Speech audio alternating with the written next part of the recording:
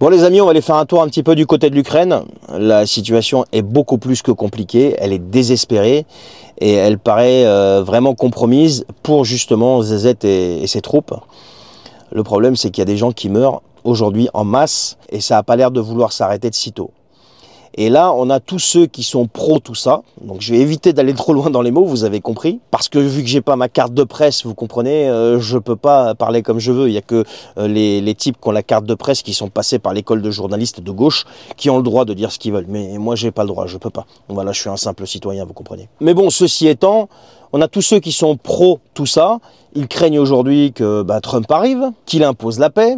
Ils craignent que tous ceux qui sont pro-paix prennent le pouvoir un petit peu partout dans le monde, ce qui fait qu'ils arrêteront certainement cette guerre et bien d'autres derrière. Ce qui fait qu'il y aura aussi un gros manque à gagner pour tous ceux qui sont pro-guerre. Et c'est arrivé à un tel point que les États-Unis et le Royaume-Uni seraient en train de voir pour autoriser justement l'Ukraine à utiliser leurs missiles longue portée pour frapper le sol russe. Et ça, c'est sorti dans la presse mainstream, plus précisément dans The Guardian.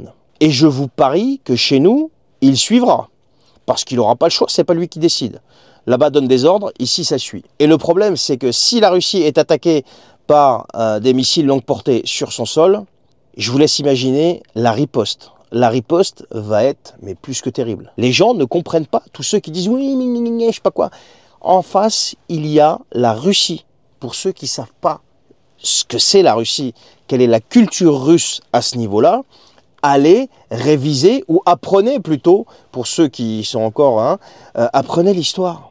Allez regarder ce qui s'est passé. Je ne vais pas en parler ici, allez regarder ce qui s'est passé. Allez regarder de quoi ils sont capables. Et vous comprendrez vite, si vous avez un minimum de jugeote, qu'il faut absolument arrêter toute cette folie. C'est tout. On a des gens qui sont sur le point d'autoriser des choses qui vont avoir des conséquences terribles. Et ces gens, ce ne sont pas eux qui seront au front. Ce ne sont pas eux qui seront au front, ce ne sont pas leurs enfants, ce ne sont pas les membres de leur famille, ni leurs amis.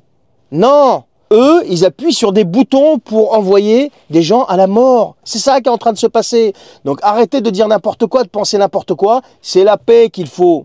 Et puis une dernière chose, tous ceux qui viennent nous expliquer ce que c'est que la guerre, du confort de leur putain de fauteuil à Paris, là. Eh les gars, la guerre, vous pouvez comprendre ce que c'est quand vous avez minimum pris des obus sur la gueule. Tant que vous n'en avez pas pris sur la gueule, vous ne pouvez pas comprendre ce que c'est. C'est BFM qui vous explique ce que c'est personne d'autre. Donc un petit peu d'humilité et un petit peu de compréhension, surtout si vous en avez encore la capacité, et demandez plutôt la paix qu'autre chose. Mais ça semble vous dépasser parce que ceux qui imposent tout ça, la paix, leur coûte beaucoup trop cher et leur apporte rien du tout. Allez, bonne journée.